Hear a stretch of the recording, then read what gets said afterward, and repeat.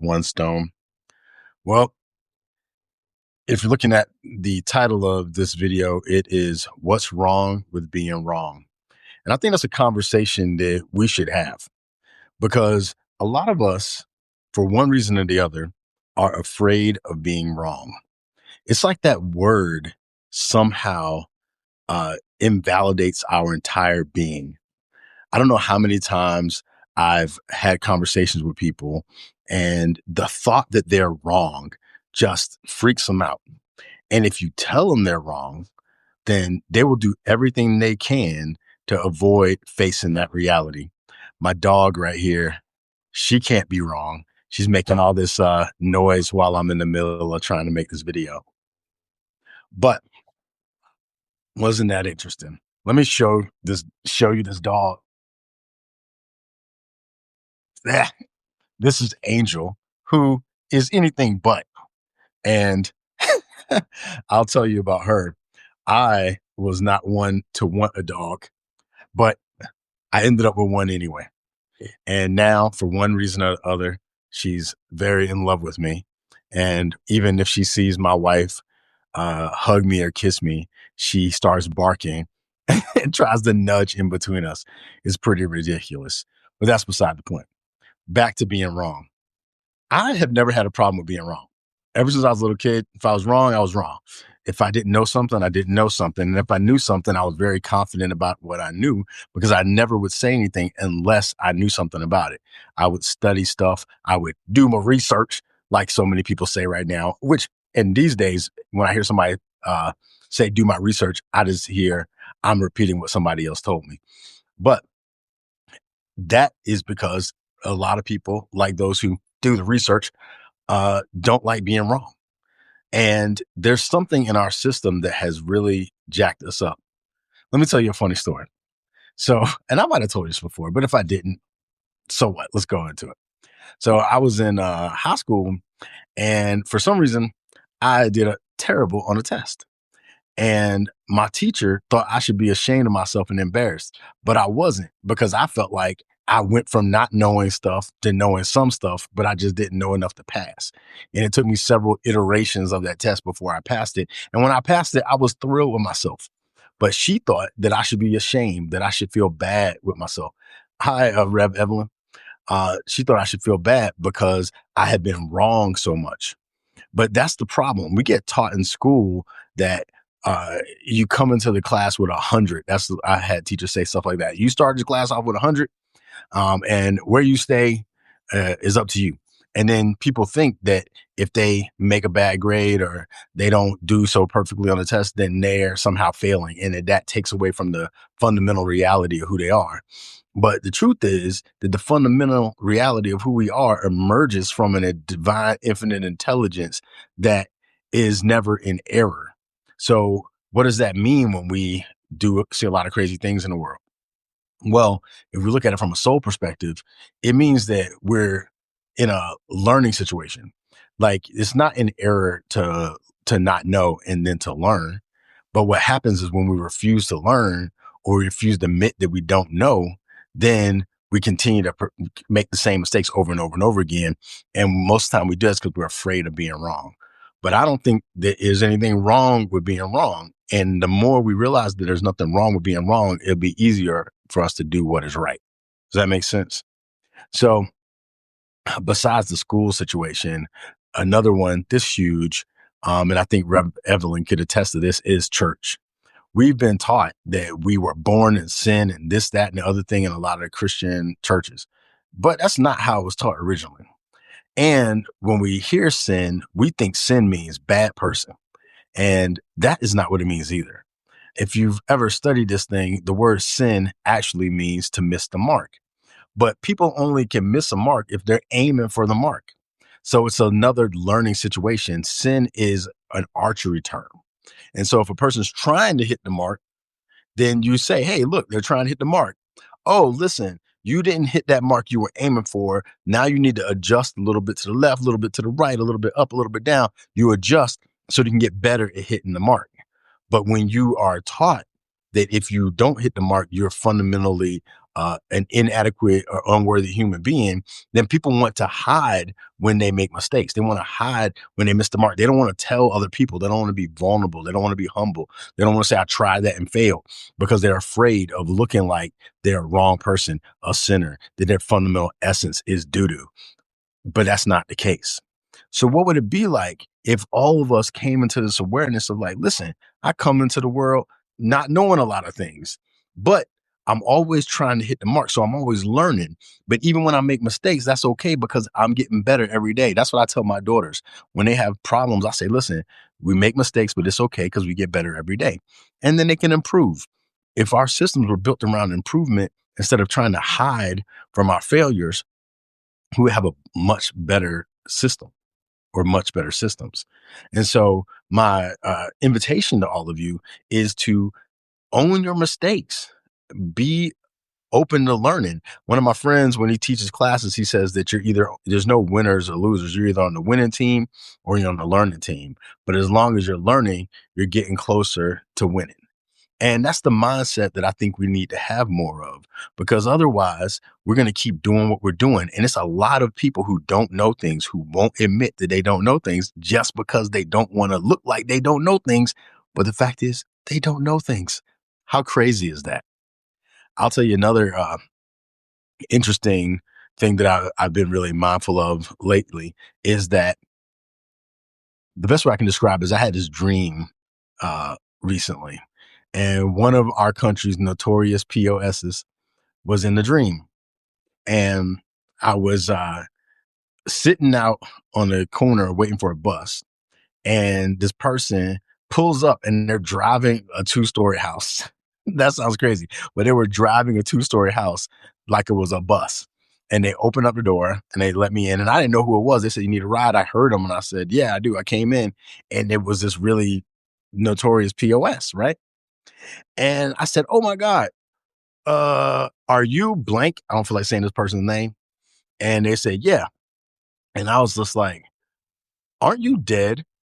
And the person was like, well, yeah, I am dead, but I'm trying to figure out what went wrong. And then they proceeded to tell me some of the things that they did, but they did it from a place of almost innocence. That's the best word I can describe it, because they were like, I don't know what I did wrong. I was trying to get power. I was trying to get money. I was trying to beat other people. That's what we get taught to do here. But now I'm the asshole, basically. And I was like, yeah, you are. But then I also was mindful that they felt like they were doing everything they were taught to do.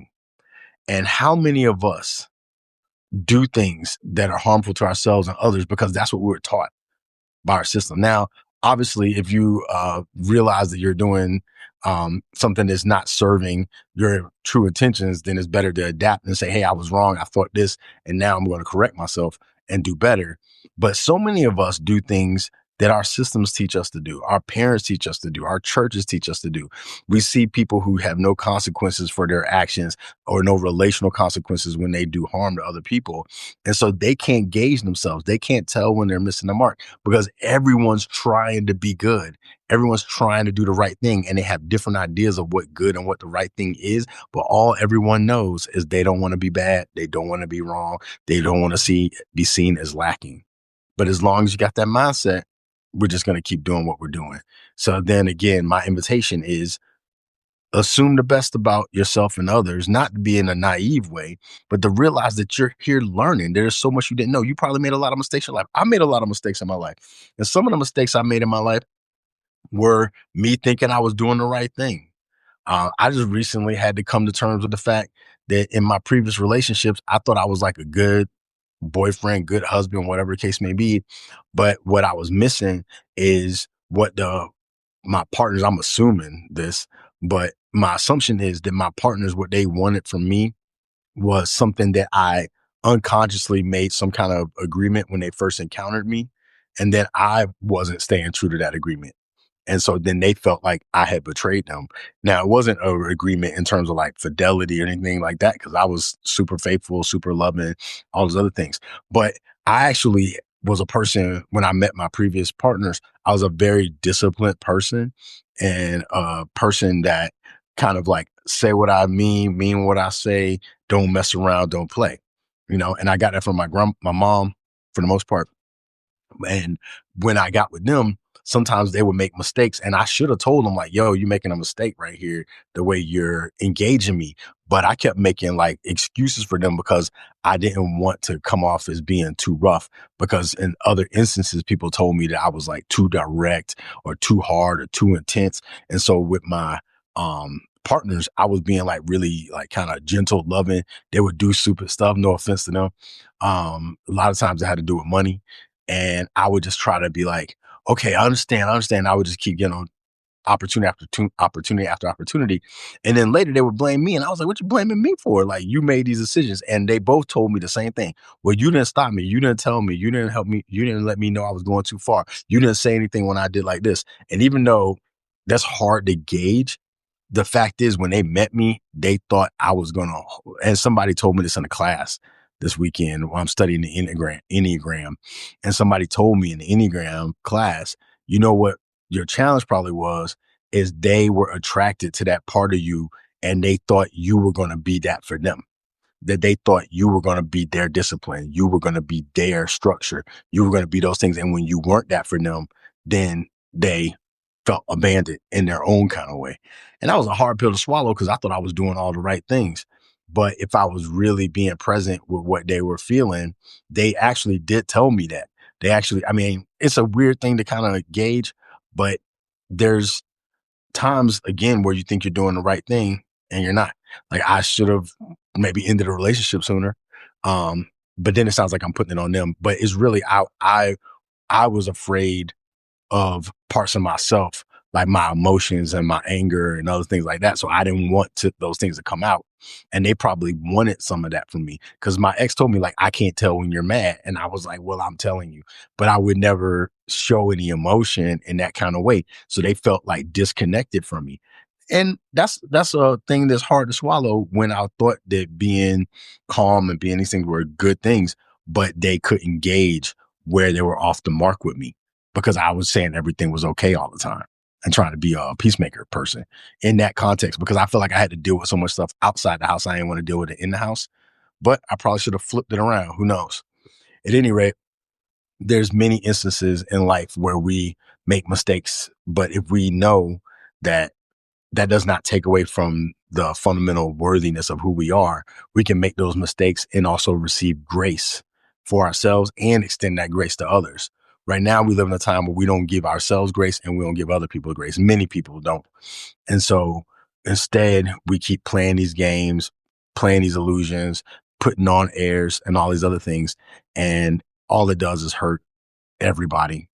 And so my invitation to you is to understand that you're always learning. You're going to make mistakes. It's okay. You get better every day. And there's nothing wrong with being wrong.